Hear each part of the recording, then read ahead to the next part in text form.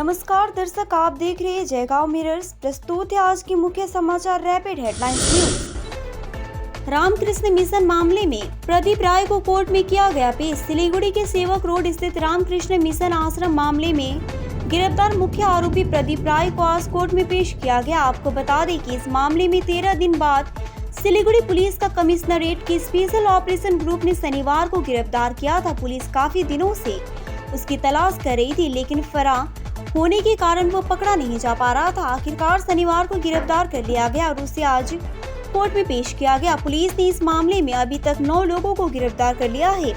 बता दें कि रामकृष्ण मिशन आश्रम पर कब्जा जमाने के साथ ही साधु सन्यासियों के साथ मारपीट के आरोप में भी सभी को गिरफ्तार किया गया है। चुनाव में जीत के लिए टीएमसी उम्मीदवार प्रकाश सिंह बड़ाइकनी की पूजा और यज्ञ अगले मंगलवार यानी 4 जून को लोकसभा चुनाव के नतीजे घोषित हो जाएंगे। इससे पहले अलीपुरद्वार से तृणमूल कांग्रेस लोकसभा के उम्मीदवार प्रकाश सिंह बड़ाइक ने रविवार को यज्ञ और पूजा अर्चना की। प्रकाश सिंह बड़ाइक को अलीपुरद्वार के न्यू टाउन दुर्गाबाड़ी में जीत के लिए पूजा करते हुए देखा गया। उनके साथ तृणमूल कार्यकर्ता और समर्थक भी थे। इस संबंध में तृणमूल उम्मीदवार प्रकाश सिंह बड़ाइक ने कहा, मैंने प्रार्थना की है कि इस चुनाव में तृणमूल 42 सीटें जीते। बता दें कि अलीपुरद्वार में 19 अप्रैल को लोकसभा चुनाव हुआ था, जिसके बाद मंगलवार को चुनाव के नतीजे घोषित किए जाएंगे। इसको लेकर सभी पार्टियों में उत्सुकता है। जलपाईगुड़ी में कार और ट्रक के बीच हुई टक्कर। जलपाईगुड़ी के विवेकानंद पल्ली इलाके में राष्ट्रीय राजमार्ग 31 पर रविवार को एक लॉरी और एक छोटी कार के बीच टक्कर हो गई। इस दुर्घटना में कार चालक को थोड़ी चोटें आई है। राहत की बात यह है कि बड़ी दुर्घटना होने के बावजूद सभी सुरक्षित है। प्राप्त जानकारी के मुताबिक राजबाड़ी पाड़ा निवासी सुदीप कांति मजुमदार पूजा करने के लिए जा रहे थे, लेकिन इसी बीच जलपाईगुड़ी खारिया क्षेत्र के विवेकानंद पल्ली इलाके में राष्ट्रीय राजमार्ग पर यह हादसा हो गया। दुर्घटना की सूचना मिलते ही जलपाईगुड़ी ट्रैफिक पुलिस मौके पर पहुंची और पूरे मामले की जांच कर रही है।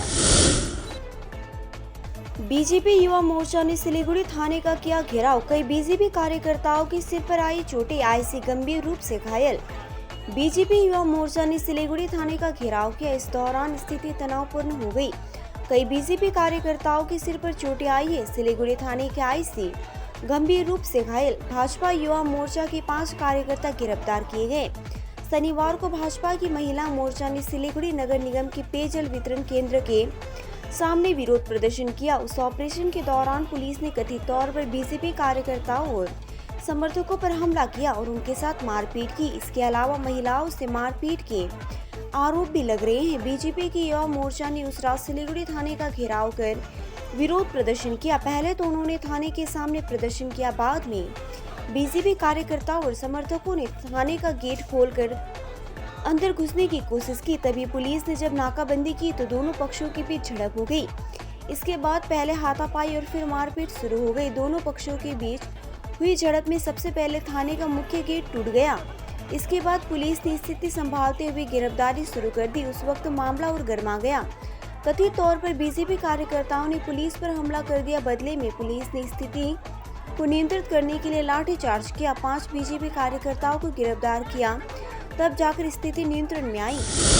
विधायक शंकर घोष ने रामकृष्ण मिशन आश्रम का किया दौरा। कहा, राज्य में सरकार बदलने के बाद आश्रम मामले में पुलिस की भूमिका की होगी जांच। सिलीगुड़ी के विधायक शंकर घोष आज रामकृष्ण मिशन आश्रम पहुंचे थे। उन्होंने इस दौरान साधु सन्यासियों से बातचीत की। साथ ही रामकृष्ण मिशन आश्रम हमला मामले में मुख्य आरोपी प्रदीप राय की गिरफ्तारी पर खुशी जताई, लेकिन साथ ही उन्होंने कहा कि इस मामले में जिस प्रकार से रामकृष्ण मिशन आश्रम पर कब्जा करने की कोशिश की गई और साधु सन्यासियों पर हमला किया गया, इसके बाद पुलिस की जो भूमिका सामने आई है उसकी जांच जरूरी है। साधु सन्यासियों पर गैर जमानती धाराओं के तहत मामला दर्ज किया गया है, इसको कतई स्वीकार नहीं किया जा सकता है।